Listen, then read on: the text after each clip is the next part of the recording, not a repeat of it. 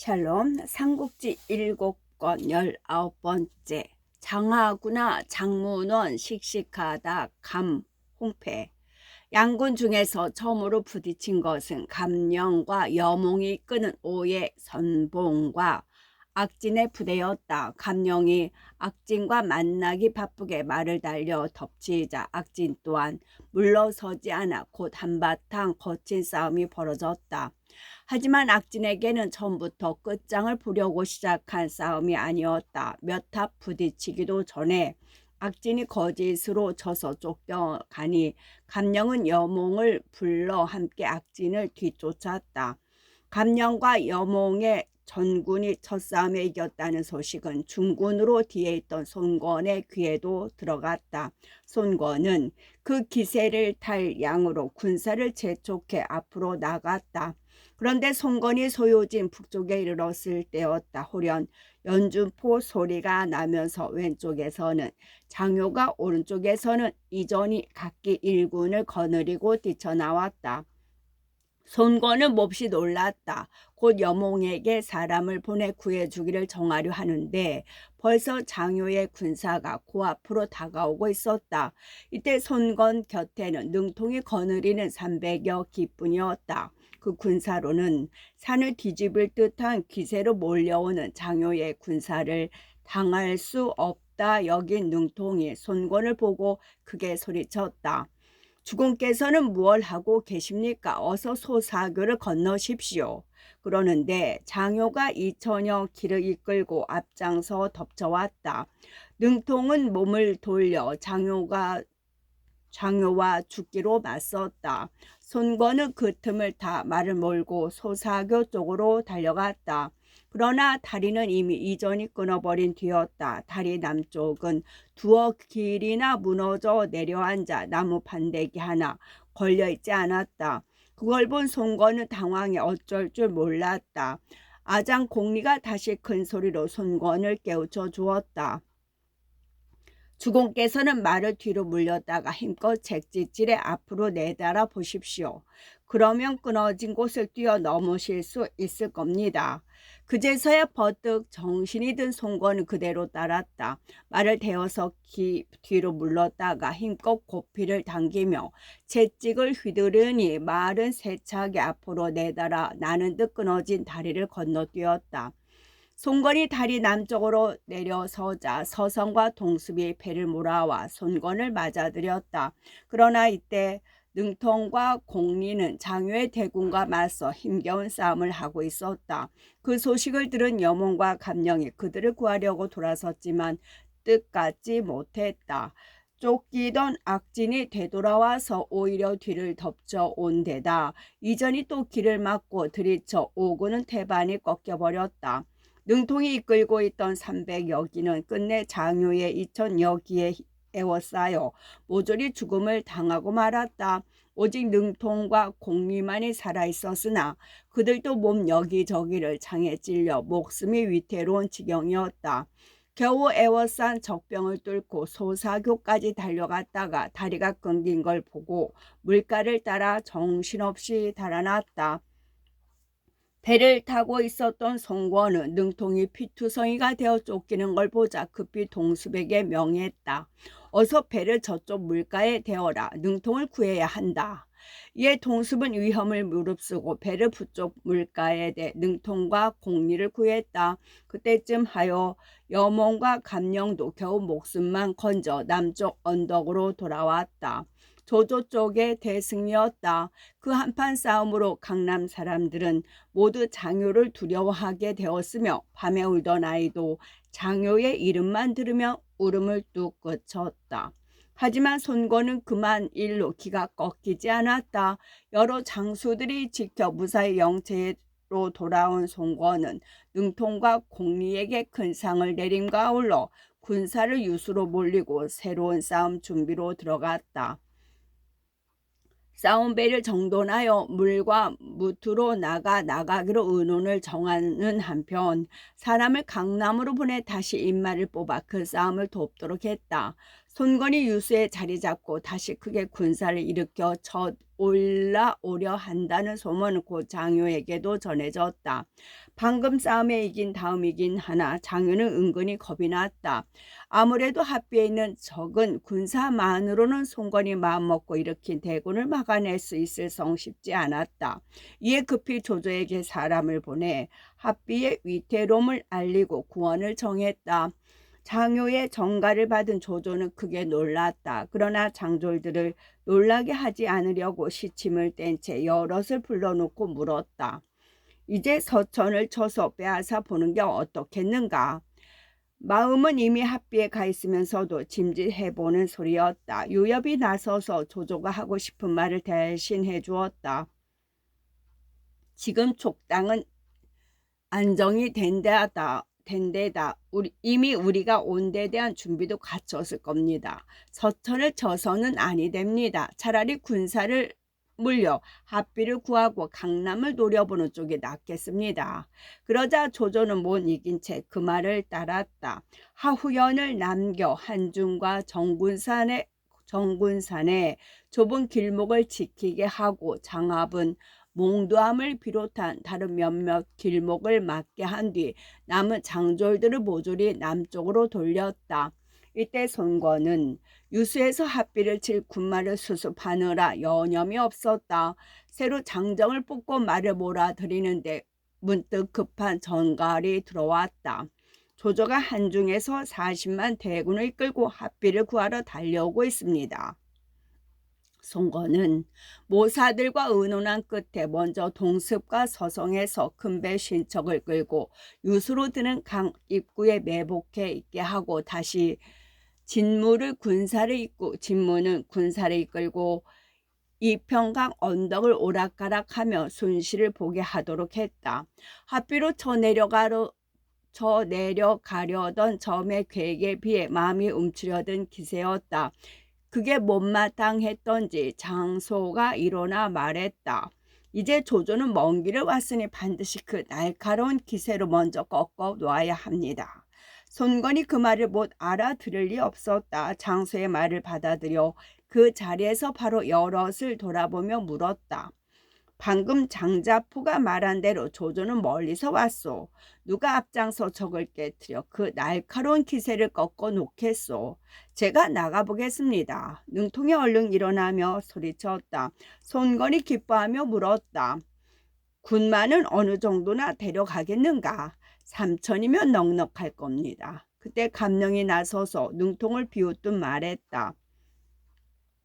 100기만 있으면 얼마든지 적을 깨뜨릴 수 있습니다. 뭐 때문에 3천씩이나 데려간단 말입니까? 드러내놓고 능통을 없인 여기는 소리였다. 그렇지 않아도 감령은 아비 죽인 원수로 여겨 속으로 이를 갈고 있던 능통이 그 소리를 듣고 참을 리가 없었다. 싸움 마당에는 농짓거리가 없는 법이다. 네 무엇을 믿고 그따위 소리냐? 감령도 지지 않고 마주 일어나며 소리쳤다. 너같이 어린 것이 어찌 싸움을 알겠느냐. 주공께서 100기만 내려주신다면 네가 싸움을 어떻게 하는가를 보여주마. 저번에 능통이 칼을 빼들고 달려든 일로 틀어질 대로 틀어진 둘 사이였다. 손건의 눈앞이건만 금세라도 맞붙어 뒹굴 기세였다. 손건이 우선 능통을 편들어 둘의 싸움을 말렸다. 조조의 군사가 세력이 크다하니 가볍게 맞서서는 아니 될 것이요. 그리고는 능통에게 3천 군마를 내려주며 말했다. 그대는 지금 유숙으로 나가 망을 보다가 조조의 군사들과 만나거든 바로 덮쳐 그 기세를 꺾어 놓도록 하라. 손건이 제 편을 들어주는데 신이 난 능통은 곧 3천 병마를 이끌고 유수의 진채로 떠났다. 얼마 가지 않아 자욱이 먼지가 일며 조조의 군사들이 몰려오는 게 보였다. 조조군의 선봉은 장효였다. 능통은 앞장서 말을 달려 장효와 어울렸다. 창칼이 부딪고 말과 말이 엇갈리길 50여 차례가 넘어서 승부가 가려지지 않자 그 소식을 들은 송건은 혹 나이 젊은 능통이 실수라도 할까 걱정이 되었다. 여몽을 불러 싸움터로 보내 능통을 영체로 데리고 오게 했다. 감령은 능통이 이렇다 할 성과 없이 돌아온 것을 보고 고 송건에게 나아가 말했다. 오늘 밤 제가 100명만 데리고 조조의 영체를 짓밟아 보겠습니다. 만약 그 100명 중에 한 사람만 잃는 일이 있어도 공으로 치지 않을 것이니 허락해 주십시오. 앞서는 능통은 편들었지만 감령이 다시 그렇게 나오자 송건은 그 기세를 장하게 여겼다. 군사들 중에서 날래고 사나운 자들만 100여 명을 뽑아 감령에게 주고 아울러 술신동이와 양고기 쉰근을 내렸다. 자기 진체로 돌아온 감령은 뽑혀온 100명의 용사를 줄지어 앉히고 은으로 만든 그릇 가득 술을 따라 먼저 곱배기로 마신 뒤에 말했다. 오늘 밤 우리는 주공의 명을 받들어 조조의 영체를 휩쓸어 버릴 것이다. 모두 한 잔씩 가득 부어 마시고 힘을 다해 나아가자. 그러나 군사들에게는 너무도 엄청난 소리였다. 겨우 100명으로 조조의 수십만 대군이 진치고 있는 것을 뛰어들겠다니 그것도 무리는 아니었다. 아무 대답도 없이 서로 얼굴만 마주볼 뿐이었다. 감령은 모든 군사들의 얼굴에서 이 일을 어렵다고 여기는 기색을 보자 칼을 뽑아들고 성난 소리로 꾸짖었다. 나는 상장으로서도 목숨을 아끼지 않고 명을 받들려 하거늘 너희가 어찌 감히 머뭇거리고 걱정하느냐. 그러자 군사들도 마음을 다잡아 먹고 모두 자리에서 일어나 절하며 말했다. 저희들도 죽을 힘을 다하겠습니다. 부디 노염을 풀어주십시오. 이에 감령은 송건에게서 받은 술과 고기를 내어 그들 100명의 용사와 더불어 먹고 마셨다. 술이 동이 나고 고기가 떨어졌을 땐 어느덧 어둠이 짙어 있었다. 감령은 이경이 되기를 기다려 흰 거위털 100개를 나누어 주고 모든 군사들의 투구에 꽂아 서로를 알아보는 표지로 삼게 했다. 그리고 갑옷끈을 단단히 매게 한 뒤 말에 올라 조조의 진체로 지쳐들었다. 감령을 비롯한 100명의 용사는 녹각을 뽑아 젖히고 큰 고함 소리와 함께 진체로 뛰어들자마자 똑바로 조조가 있는 중군으로 몰려갔다. 하지만 중군이란 원래가 허술한 곳이 아니었다. 수레를 빙 둘러 세우고 그 틈틈에 인마가 들어앉아 지키니 마치 철통 같았다. 감령을 비롯한 백기는 그곳을 뚫지 못하고 닥치는 대로 좌충우돌할 뿐이었다. 그러나 한밤중에 갑작스레 밀어 닥친 적이라 조조의 군사들은 놀라고 당황하지 않을 수 없었다. 적병의 수요가 적은지 많은지도 모르고 저희끼리 밟고 밟히며 어찌할 줄 몰랐다. 그 틈을 탄 감령의 백기는 진치 안을 가로 세로 치다르며 조조의 군사들을 마음껏 찌르고 베었다. 조조의 진체는 그대로 수라장이 되었다. 영체마다 북소리가 요란하고 햇불은 별처럼 총총한데 이쪽 저쪽에서 지르는 함성은 전지를 뒤흔드는 것 같았다. 감령은 한바탕 조조의 진체를 휩쓴 뒤에 남쪽 진문으로 빠져나갔다. 그 기세가 얼마나 거센지 아무도 그를 가로막지 못했다. 손권은 감령이 걱정이 되어 주태로 하여금 한 갈래 군마를 이끌고 감령이 돌아오는 것을 돕도록 했다. 이에 감령을 비롯한 백기는 유수로 유유히 빠져나갔으나 조조의 군사들은 매복이 있을까 봐 두려워 감히 뒤쫓지를 못했다. 감령이 오병의 진체로 돌아와 헤어보니 과연 데리고 간 100명은 한 사람도 줄어들지 않았다. 영문 근처에 이르러 감령은 100명의 용사들에게 말했다. 지금도 북을 치고 피리를 불며 크게 함성을 질러라. 주공을 위해 만세를 불러라. 100명의 용사들이 이긴 기세를 더해 그 말을 따르니 오군의 영체에는 갑자기 승리의 함성으로 뒤흔들리는 듯했다. 송건이 몸소 영문까지 나와 그런 감령을 맞아들였다. 감령은 손건을 보자 마을에서 내려 땅바닥에 엎드렸다. 손건은 감령을 일으켜 두 손을 쓸어주며 말했다. 장군의 이번 걸음은 늙은 역적의 간담을 서늘하게 만들게 넉넉했소. 내가 장군을 말리지 않은 것은 바로 장군의 이 같은 배포를 보고자 함이었소. 그러고는 비단 전필과 좋은 새로 만든 칼 100자루를 상으로 내렸다. 감령은 그 상을 100명의 용사들에게 골고루 나누어 주고 자신은 아무것도 가지지 않았다. 송건은 그런 감령을 보며 여러 장수들에게 말했다. 조조에게는 장요가 있고 나에게는 가몽패가 있다. 한번 맛부터 볼만하지 아니한가. 하지만 조조라고 가만히 당하고만 있지는 않았다. 다음날 날이 새기 바쁘게 장유를 앞세워 송건에게 싸움을 걸어왔다. 지난밤 감령이 공을 세우고 돌아온 걸 보고 심사가 틀어질 대로 틀어진 능통이 분연히 나섰다. 이번에는 제가 나가 장유와 한번 싸워보겠습니다. 송건이 선뜻 허락하니 능통은 5천 군마를 이끌고 유수로 나섰다. 손건과 감령과 더불어 멀찍이 따라가 능통이 싸우는 모습을 구경했다. 양군이 마주보며 둥글게 진을 치자 조조 쪽에서 장요가 말을 몰아 나왔다. 오른쪽에는 이전이, 왼쪽에는 악진이 따르고 있었다. 능통이 그런 장요를 향해 칼을 휘두르며 말을 달려나갔다. 장요는 곁에 있던 악진을 내보내 자기 대신 능통을 맡게 했다.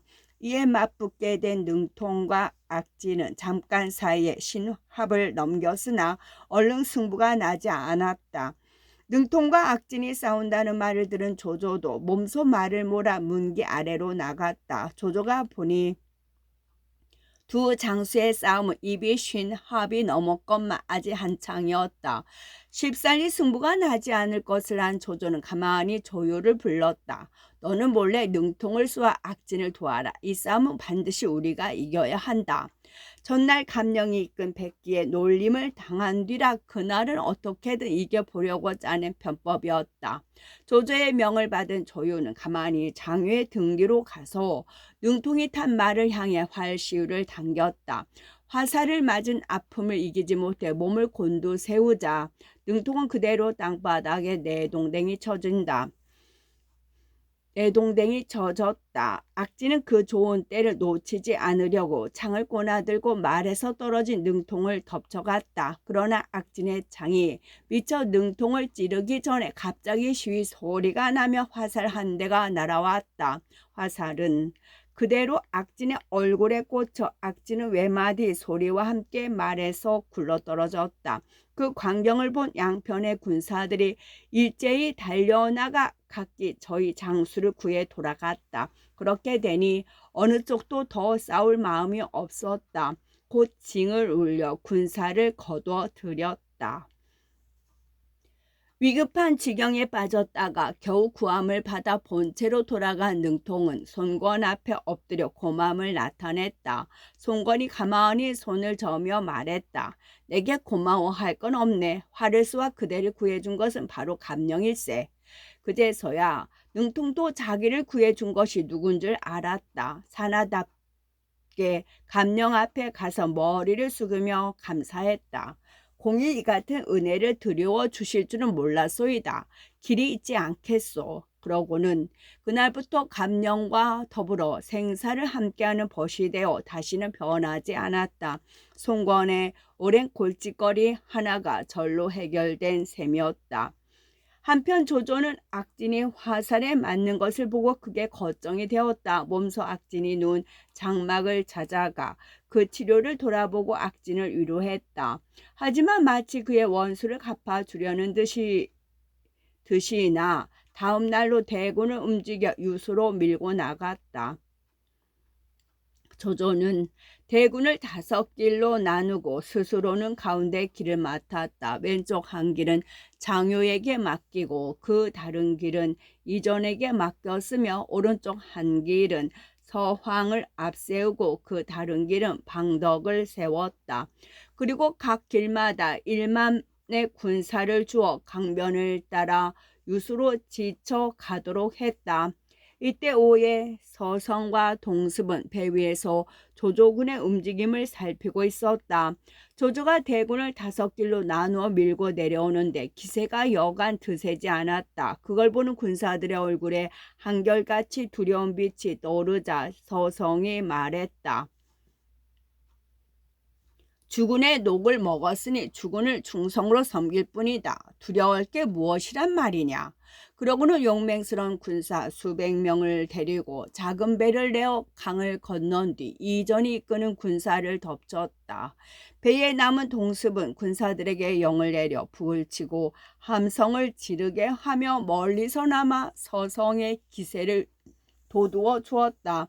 그런데 그때忽然 바람이 크게 일기 시작했다. 물결은 희게 부서지고 파도는 거세게 짝이 없어 동습이 타고 있던 큰 배도 뒤집힐 것만 같았다. 그걸 본 군사들이 다투어 배에서 내려 목숨을 건지려 했다.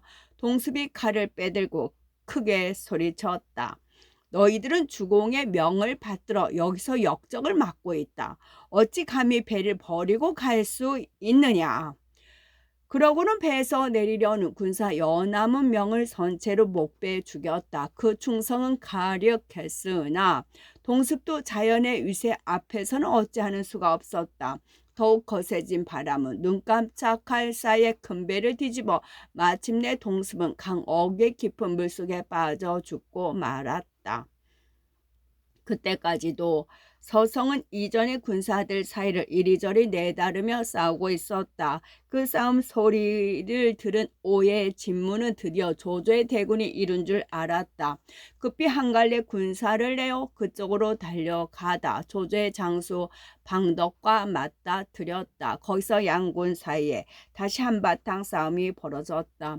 한편 송건은 아직도 유수의 2개 있는 진체에 머물러 있었다. 멀리서 싸우는 것 같은 소리가 들려 궁금히 여기고 있는데 문득 군사 하나가 달려와 알렸다.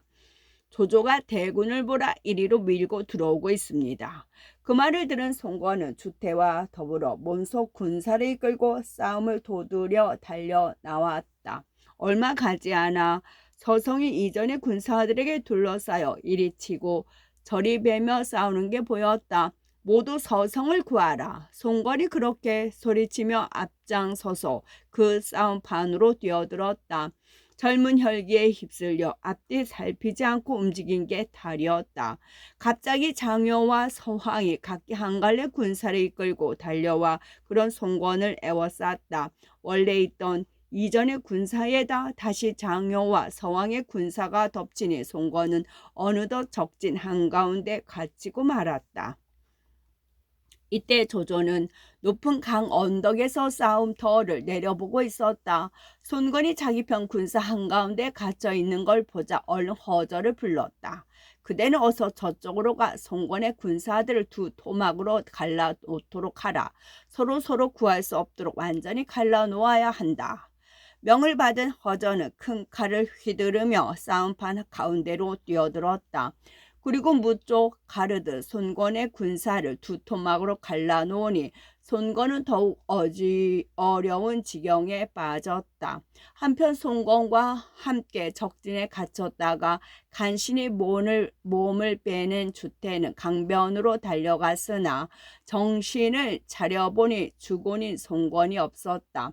다시 말머리를 돌려 겨우 빠져나온 적진 속으로 뛰어들었다. 주공은 어디 계시냐? 이리저리 송건을 찾아 헤매던 주태가 낯익은 졸개 하나를 붙들고 물었다. 조조의 군사들에 쫓기던 그 군사가 겨우 정신을 차려 손가락 한쪽을 가리켰다. 유난히 적병이 두텁게 에워싸고 있는 곳이었다. 주공께서는 저기 계십니다만 지금 몹시 위급하십니다. 그러자 주태는 온몸을 내던지듯 그쪽으로 뛰어들었다. 오래 찾아 헤맬 것도 없이 송건을 찾아낸 주태가 소리쳤다. 주공께서는 저를 따라 나오십시오. 제가 길을 열겠습니다.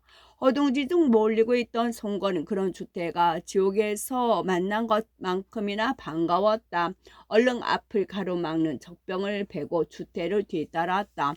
주태는 앞서 길을 열고 송건을 뒤로 막으면서 둘은 있는 힘을 다해 애움을 뚫고 나갔다. 워낙 빽빽한 적병 사이라 둘 다 옆도 뒤도 살필 틈이 없었다. 그럭저럭 강변에 이른 주태가 그제서야 겨우 한숨을 돌리고 뒤를 돌아보았다. 그러나 뒤따라오는 줄 알았던 손건이 보이지 아니했다. 놀란 주태가 다시 몸을 뒤집듯 뒤돌아서서 적진 속으로 뛰어들었다. 겨우 송건을 찾아 그리로 달려가니 송건이 죽는 소리를 했다. 애움에서 벗어나면 활과 손해를 한꺼번에 쏘아대니 도무지 빠져나갈 수가 없어. 어찌하면 좋겠소. 그럼 이번에는 주공께서 앞장을 서십시오. 제가 뒤에서 따라가면서 막으면 적진을 벗어날 수 있을 겁니다. 주태가 그렇게 권했다. 자신의 방패가 되어 송건의 등 뒤를 막아서겠다는 것이었으나 다급한 송건은 사양할 틈도 없이 그 말에 따랐다. 송건이 말을 박차 앞서고 주태는 뒤를 따르며 다시 적병을 해치고 나가기 시작했다. 송건은 앞만 바라보며 나가면 됐지만 주태는 뒤와 옆을 함께 막아야 했다. 거기다가 적병들도 손건을 놓치지 않으려고 악착같이 덤벼들었다.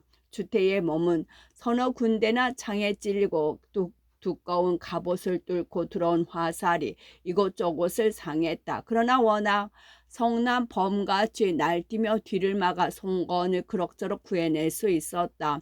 주태가 송건을 데리고 강가로 갔을 때 마침 여몽이 한 갈래 수군을 이끌고 그곳에 이르러 그들을 배 위로 맞아들였다. 송건이 허탈한 목소리로 푸념하듯 말했다.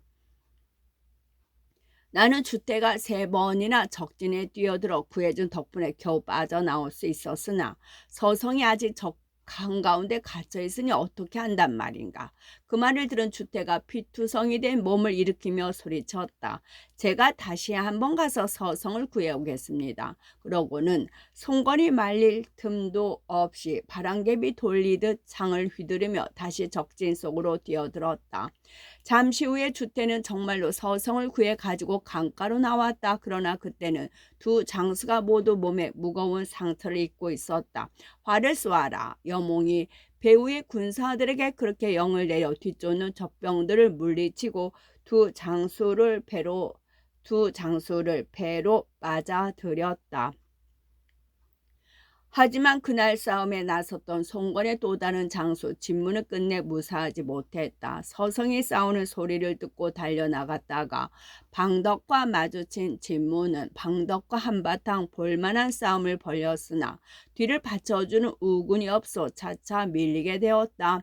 방덕에게 쫓긴 진무가 어느 작은 골짜기 어귀에 이르렀을 때였다. 나무와 숲이 빽빽한 걸 보고 진무는 다시 한번 싸울 양으로 몸을 돌렸다. 그러나 진무의 명이 다했는지 갑자기 점포의 소매가 나뭇가지에 걸려 덮쳐오는 방덕의 칼을 막아내지 못하고 죽음을 당하고 말았다. 한편 송건이 애움을 뚫고 나가는 것을 본 조조는 몸소 앞장서서 군사를 몰고 그 뒤를 쫓았다. 조조가 강가에 이르니 송건은 물론 주태와 서성도 배에 오른 뒤였다. 다 잡은 송건을 눈앞에서 놓치게 된 조조가 발을 구르며 소리쳤다. 활을 쏘아라. 결코 송건을 저대로 살려보내서는 아니 된다.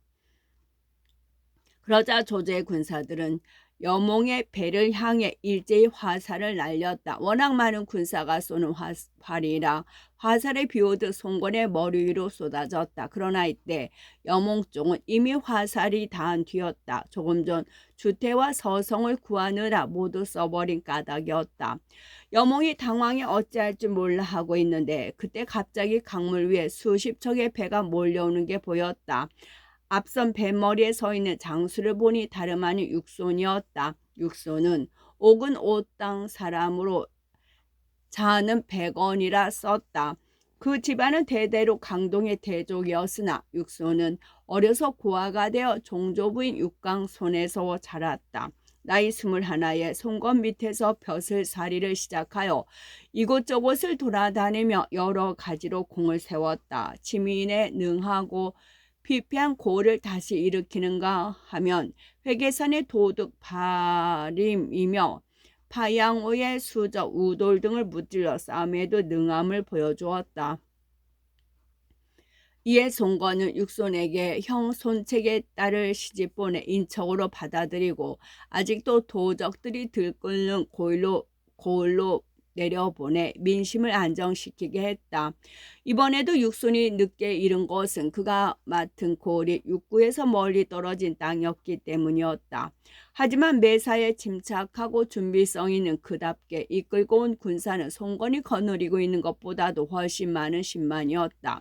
육순이 데리고 온 대군이 일제히 조조의 군사들에게 화살을 퍼부어 대니 조조는 우선 그 기세에 눌렸다. 조조가 급히 군사를 물리치자 육순은 승세를 타고 강 언덕에 배를 대 조조군을 뒤쫓았다.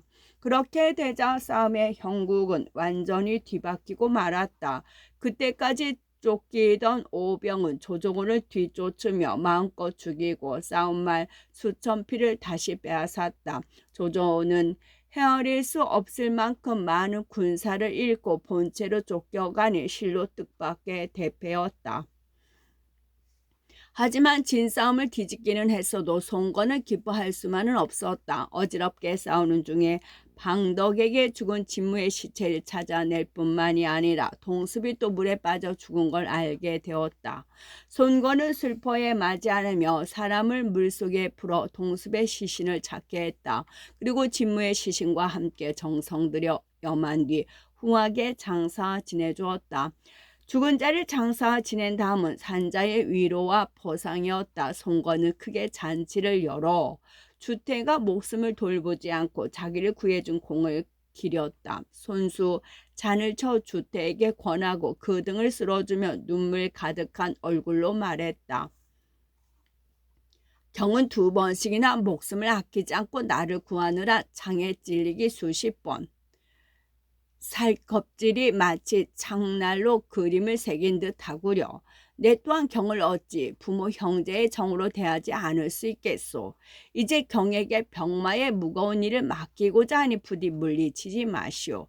경은 나의 공신이라 마땅히 이 몸과 더불어 영화와 욕됨을 같이 하고 기쁨과 슬픔을 함께 나누어야 할 것이오. 그런 다음 주태에게 옷을 벗게 하고 그 몸을 모든 장수에게 보이게 했다. 안팎 가죽과 살이 칼로 도린 듯 몸 한 구석도 성한 곳이 없었다. 송건은 그 상처를 하나하나 짚어가며 물었다. 이곳은 어쩌다 일이 되었소? 또 이곳은 어디서 상했소? 주태는 그 물음의 싸움터에서 있었던 일을 아는 대로 모두 말해주었다. 송건이 그때마다 술을 권하니 주태는 결국 상처 하나하나 한 잔씩 마신 셈이라 몹시 취했다. 송건은 그래도 마음이 차지 않았다. 자신이 받고 다니던 푸른 비단으로 진 일산을 주태에게 주고 말했다. 경은 이제부터 어딜 가든지 일산을 바쳐 쓰도록 하시오. 경의 공을 돋보이고 빛나게 하고자 함이니 결코 내 작은 정성을 저버려서는 아니되오. 한편으로는 자신의 깊은 고마움의 뜻을 드러나면서도 다른 한편으로는 다스리는 자의 쟁약을 곁들인 별난상이었다. 주태가 송건이나 쓸 수 있는 일산을 받쳐들고 거리를 다니는 것을 보고 다른 장수들도 분발해 주기를 은근히 노린 것으로 볼 수도 있기 때문이었다. 송건이 유수에게 입말을 정돈하며 움직이지 않으니 조조도 쉽게 다루기가 어려웠다. 원래 유수는 오직 조조를 막기 위해 여러 가지 설비를 한 곳이라 지키기는 쉬워도 빼앗기는 쉽지가 않은 탓이었다. 하지만 송건 또한 조조의 대군을 이길 수는 없어 양군이 맞선 지 한 달이 넘어도 얼른 결판이 나지 않았다. 일이 돌아가는 형편을 가만히 지켜보고 있던 장소와 공이 송건에게 권했다. 조조가 이끌고 온 세력이 커서 힘으로는 당장 이겨내기 어려울 듯합니다. 그렇다면 싸움을 끌어봤자 군사들만 더 많이 상하게 될 뿐이니 차라리 화친을 하십시오. 싸움을 그치고 돌아가 백성들이나 돌보는 게 가장 나을 듯 싶습니다. 송건도 가만히 헤아려 보니 그 수밖에 없을 것 같았다. 곧 그들의 말을 따라 보지를 조조에게로 보냈다. 해마다 조공을 드릴 것이니 이만 싸움을 그치자는 자신의 뜻을 전하게 하기 위함이었다. 얼핏 보면 항복에 가까운 것으로 보일 수도 있으나 조공은 천자에게 바치는 것이라 아직 왕호조차 쓰지 않은 송건에게는 그리 욕될 것도 없었다. 약간 세력이 낮다고는 해도 조조 또한 그 싸움을 굳이 고집해야 할 까닭이 없었다. 아직 자기의 힘으로는 강남을 통째로 삼켜버리기는 어렵다는 걸 알고 있었기 때문이었다. 거기다가 송건 쪽에서 조공이라는 명분까지 세워주자 못 이긴 채 받아들였다. 동호에서 먼저 입말을 물리도록 하라 이르라. 나는 그런 다음에야 군사를 몰려 허두로 돌아가리라. 그렇게 말해 보냈다. 이 돌아와 그 같은 조조의 말을 전하자 선거는 곧 거기에 따랐다. 장음과 주태를 남겨 유수구를 지키게 하고 자신은 나머지 군사들과 더불어 배에 올라 말릉으로 돌아갔다. 송건이 돌아갔다는 말을 들은 조조도 군사를 돌렸다. 장효와 조인을 합비에 남겨 송건이 다시 오는 것을 대비케 하고 자신은 나머지 장졸들과 더불어 허도로 돌아갔다. 그런데 이 화려하면서도 처절하게 짝이 없는 싸움은 정사를 더듬어 보면 대개 3번의 싸움을 뒤섞여 얽은 것 같다. 곧 건한 18년에서 21년까지 유수구를 중심으로 벌어진 손권과 조조 간의 3번에 걸친 격돌이 그것이다. 따라서 사실과 다른 구성도 그 어느 때보다 잦다. 이를테면 주태의 활약은 손책이 살아있을 때의 일을 끌어다 쓴 것이고 진무는 방덕에게 죽은 것이 아니라 장효에게 죽었다. 능통과 감령의 화에도 연희를 지으니까 끼워놓은 허구이며 강화를 청하라 간 적도 없다. 일근이의 흥을 깨는 일이 될는지는 모르지만 그래도 혹 혼동될까 두려워 참고로 덧붙인다. 왕자와 술사들 끝.